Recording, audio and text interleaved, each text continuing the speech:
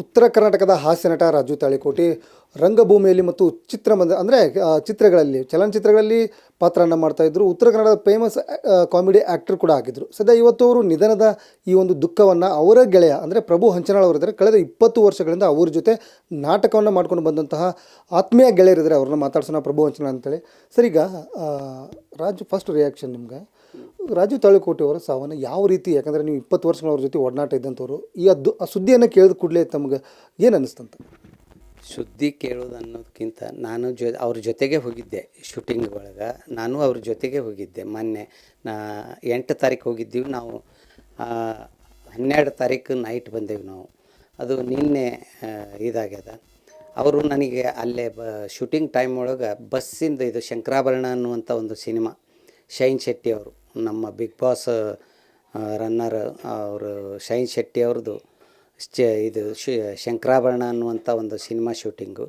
ಅಲ್ಲೇ ಬಸ್ಸಿನ conductor roll ಇವ್ರದ್ದು. ಬಸ್ ಒಳಗೆ ಶೂಟ್ ಮಾಡೋ ಟೈಮ್ಗೆ ಏನೋ ಬ್ರೇಕ್ ಇದಾಗಿ ಬ್ರೇಕ್ ಹಚ್ಚಾರ. ಇವರು ಏನೂ ಹಿಡ್ದಿಲ್ಲ. ಹಂಗೆ ಸ್ವಲ್ಪ ಇದಾಗಿ ಎದೆಗೆ ಸ್ವಲ್ಪ ನೋವು ಅನಿಸ್ಯದ. ನನ್ನ ಜೊತೆ ಅದಾದಮೇಲೆ ಮತ್ತು ಗುಳಿಗೆ ಅದು ತೊಗೊಂಡು ಕ್ಯಾರವಾನ್ ಒಳಗೆ 1 ತಾಸು ರೆಸ್ಟ್ ಮಾಡಿ ಶೂಟಿಂಗ್ ಮಾಡ್ಯಾರ. ಶೂಟಿಂಗ್ ಮುಗಿಸಿ ಪ್ಯಾಕಪ್ ಆಗಿ ಬಂದಮೇಲೆ ನನಗೆ ಫೋನ್ ಹಚ್ಚಿದ್ರು ಸಾಯಂಕಾಲ, ಅಣ್ಣ ಹಿಂಗಾಯ್ತು ರೀ ಅಂತ.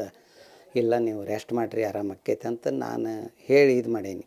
ಊಟ ಮಾಡಿ ಮಲ್ಕೊಂಡು ಆದಮೇಲೆ ಅವ್ರಿಗೆ ತ್ರಾಸಾಗ್ಯದ. ತ್ರಾಸಾದ ತಕ್ಷಣ ಅಲ್ಲೇ ಹೆಬ್ರಿ ಒಳಗೆ ಕರ್ಕೊಂಡೋಗಿ ಪ್ರಾಥಮಿಕ ಚಿಕಿತ್ಸೆಯನ್ನು ಮಾಡಿಸ್ಯಾರ.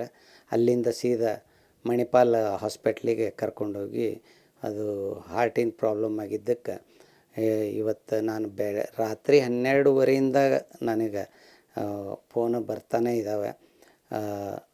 ಇವತ್ತು 4 ಗಂಟೆ ಸುಮಾರಿಗೆ ಅವರು ನಮ್ಮನ್ನೆಲ್ಲ ಬಿಟ್ಟು ಅಗಲಿದ್ದಾರೆ ಅನ್ನೋ ಆ ಸುದ್ದಿ ಕೇಳಿದ ತಕ್ಷಣ ನಾನು ನನ್ನ ಆಫೀಸ್ ಕದ ಹಾಕ್ಕೊಂಡು ಸೀದಾ, ಯಾಕಂದ್ರೆ ನನಗೆ ಅವ್ರ ಜೊತೆ ಒಡನಾಟ ಅಂತ ಅಂದರೆ. ಈಗ ರಾಜು ತಾಳಿಕೋಟಿ ಅವರು ಧಾರವಾಡದ ರಂಗಾಯಣ ನಿರ್ದೇಶಕರಾಗಿ ಕಳೆದ 1 ವರ್ಷದಿಂದ ಆ ಸೇವೆಯನ್ನು ಸಲ್ಲಿಸ್ತಾ ಇದ್ದರು. ಅವಾಗಿಂದ ನಿಮ್ಮ ಮನೆ ಹಿಂದೆಗಡೆನೇ ಅವರೊಂದು ಮನೆ ಮಾಡ್ಕೊಂಡಿದ್ರು. ಬಂದಾಗ ಪ್ರತಿನಿತ್ಯ ಬೆಳಗ್ಗೆ ಅವ್ರ ದಿನನಿತ್ಯ ಕಾರ್ಯಚಟುವಟಿಕೆಗಳು ಯಾವ ರೀತಿ ಇತ್ತು? ನಿಮ್ಮ ಜೊತೆ ಹೆಂಗಿರ್ತಿದ್ರು? ನನ್ನ ಜೊತೆ ಅಲ್ಲಿ ಅವರು ಎದ್ದ ತಕ್ಷಣ ಪ್ರಭು ಸರ ಅಂತ ಒದರ್ತಿದ್ರು, ಪ್ರಭು ಸರ ಅಂತ ಕೂಗ್ತಿದ್ರು. ನಾನು ಇಲ್ಲೇ ನನ್ನ ಹಿಂದಿನ ಗೋಡೆ ಜಿಗದನ ಹೋಗ್ತಿದ್ದೆ. ಮುಂದೆ ಹಾಸಿ ಯಾವತ್ತೂ ಹೋಗಿಲ್ಲ ನಾನು ಅವ್ರ ಮನೆಗೆ. ಪ್ರತಿ ಎದ್ದ ತಕ್ಷಣ ಚಹಾ ಅವರೇ ಮಾಡ್ತಿದ್ರು, ಚಹಾ ಕುಡಿತಿದ್ದೀವಿ. ಆಫೀಸ್ಗೆ ಹೋಗೋ ಮುಂದೆ ಕೂಡ ನಾನು ಅವ್ರ ಜೊತೆಗೆ ಹೋಗ್ತಿದ್ದೆ. ಆಫೀಸ್ ಬಿಟ್ಟ ಮೇಲೂ ಕೂಡ ರಂಗಾಯಣದೊಳಗೆ 7-7:30 ಕೂತು ಅವ್ರ ಕಾರ್ ಒಳಗೇ ಬರ್ತಿದ್ದೆ. ನಾನು ನನ್ನ ಮನೆಯೊಳಗೆ, ಅವರು ಇಲ್ಲಿ ನಮ್ಮ ಹಿಂದ್ಗಡೆ ಮನೆಗೆ ಬಂದಾಗಿಂದ ನಾನು ನಮ್ಮ ಮನೆಯೊಳಗೆ ಊಟ ಮಾಡಿಲ್ಲ ರಾತ್ರಿ ಹೊತ್ತು. ಅವ್ರ ಮನೆಯೊಳಗೇ, ಅಂದರೆ ಅವರು ಸಂಘಜೀವಿ.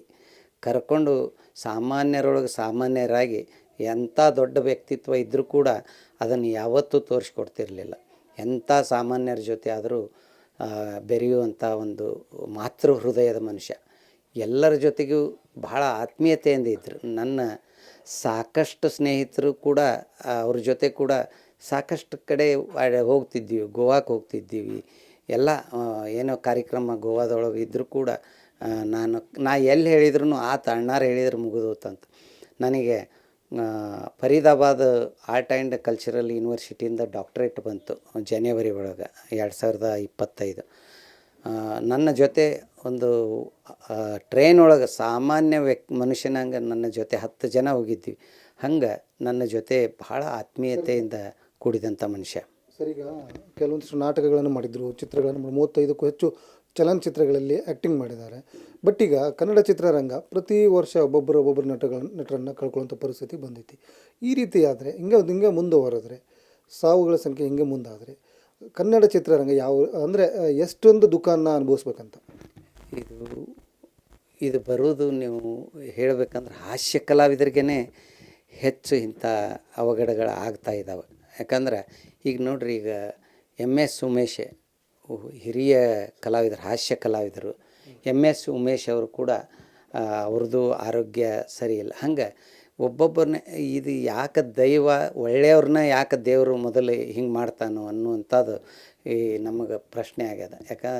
ಭಾಳ ಚಲೋ ಇರಬಾರ್ದಪ್ಪ ಈಗಿನ ಕಾಲದೊಳಗೆ. ದೇವ್ರಿಗೆ ಚಲೋ ಇರೋರನ್ನ ನೋಡಿ ಸಹಿಸೋಕ್ಕಾಗವಲ್ದು ದೇವ್ರಿಗೆ ಅನ್ನುವಂಥ ಭಾವನೆಗಳು ಮೂಡ್ತಾ ಇದ್ದಾವೆ. ಯಾಕಂದ್ರೆ ಈಗ ಅವ್ರದ್ದು ಪಾರ್ಥಿವ ಶರೀರ ಯಾವಾಗ ಬರ್ತೈತಿ ಮತ್ತು ಧಾರವಾಡ ರಂಗಾಯಣದಲ್ಲಿ ಅಂದ್ರೆ ಈ ಒಂದು ನೋಡಲಿಕ್ಕೆ ವ್ಯವಸ್ಥೆ ಮಾಡಿದ್ದೀರಾ ಅಥವಾ ನೇರವಾಗಿ ಉಡುಪಿಯಿಂದ ಅವ್ರಿಗೆ ಬಿಜಾಪುರ ಅವರು ಸ್ವಂತ ಸ್ವಗ್ರಾಮಕ್ಕೆ ಹೋಗುತ್ತಾ? ಇಲ್ಲ, ಈಗ ಅದು ಈಗ ಮಾತಾಡಿದ್ರಲ್ಲೇ ನನ್ನ ಜೊತೆ ಬೆಳಿಗ್ಗೆ 9 ಗಂಟೆ ಒಳಗೆ ಇಲ್ಲೇ ಧಾರವಾಡ ರಂಗಾಯಣದೊಳಗೆ ಅವರ ಪಾರ್ಥಿವ ಶರೀರ ದರ್ಶನವನ್ನು ಸಾರ್ವಜನಿಕರಿಗೆ ಮತ್ತು ಎಲ್ಲ ಕಲಾವಿದರಿಗೆ ಇಲ್ಲೇ ದರ್ಶನ ಮಾಡಲಿಕ್ಕೆ ಅವಕಾಶ ಮಾಡ್ತೇವೆ.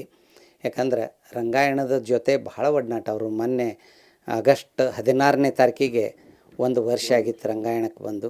ಇದೇ ತಿಂಗಳು 28ನೇ ತಾರೀಕಿಗೆ ಅವರ 61ನೇ ಹುಟ್ಟುಹಬ್ಬ ಇತ್ತು. ನಾನೇ ಅದನ್ನು ಸಮುಚ್ಚಯ ಬುಕ್ ಮಾಡ್ತೇನೆ ಅಂತಂದು ಎಲ್ಲ ಮಾತಾಡಿಕೊಂಡು ಆಗಿತ್ತು. ಆತ್ರೆ ಅಣ್ಣಾರ ಅಂತಂದು ಎಲ್ಲ ಮಾಡಿದ್ರು.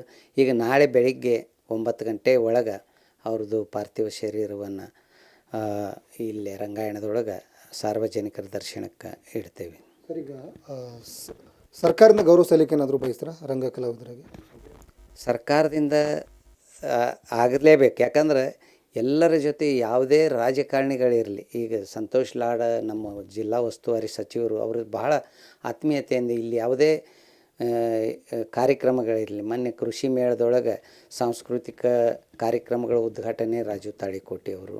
ಹಿಂಗೆ ಒಟ್ಟು ರಾಜು ತಾಳಿಕೋಟೆ ಅವರು ಮುಂದಿರಬೇಕು, ಸಂತೋಷ್ ಲಾಡ್ ಅವ್ರಿಗೂ ಕೂಡ. ಯಾಕಂದ್ರೆ ಬಹಳ ಕಲಾವಿದರು ಈಗ ಇವರು ಮನಸಾರೆ ಅನ್ನುವಂಥ ಯೋಗರಾಜ್ ಭಟ್ರ ಸಿನಿಮಾದಿಂದ ಅಂತೂ ಇವರು ಉತ್ತರ ಕರ್ನಾಟಕದ ಭಾಷೆಯನ್ನು ಮೆರೆಸಿಬಿಟ್ಟಂಥ ಒಬ್ಬ ಮಹಾನ್ ನಟ ಯೋಗರಾಜ್ ಭಟ್ರದು. ಈಗ ಇನ್ನೊಂದು ಸಿನಿಮಾ ಶೂಟಿಂಗ್ ಇತ್ತು ಮೊನ್ನೆ, ಈಗ ಒಂದು 15 ದಿವಸದಿಂದ ಯೋಗರಾಜ್ ಭಟ್ರು, ನಾನು ತಾಳಿಕೋಟೆಯವರು ಇದ್ದಾಗ ಯೋಗರಾಜ್ ಭಟ್ರು ಫೋನ್ ಹಚ್ಚಿದ್ರು, ನಿಮ್ಮದು ಒಂದು 22 ದಿವಸ ನನಗೆ ಡೇಟ್ಸ್ ಬೇಕು ಅಂತಂದು.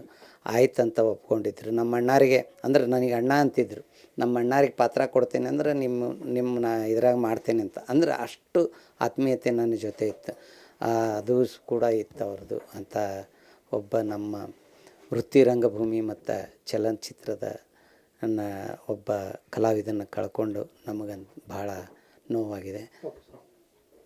ಸೊ ಇದಿಷ್ಟು ರಾಜೀವ್ ತಾಳಿಕೋಟೆಯವರ ಆತ್ಮೀಯ ಸ್ನೇಹಿತ ಪ್ರಭು ಹಂಚನಾಳ್ ಅವರ ಮಾತುಗಳು. ಕ್ಯಾಮ್ರಾ ಪರ್ಸನ್ ರಾಹುಲ್ ಜೊತೆ ಪರಮೇಶ್ವರ್ ಅಂಗಡಿ, ಏಷ್ಯಾನೆಟ್ ಸುವರ್ಣ ನ್ಯೂಸ್, ಧಾರವಾಡ.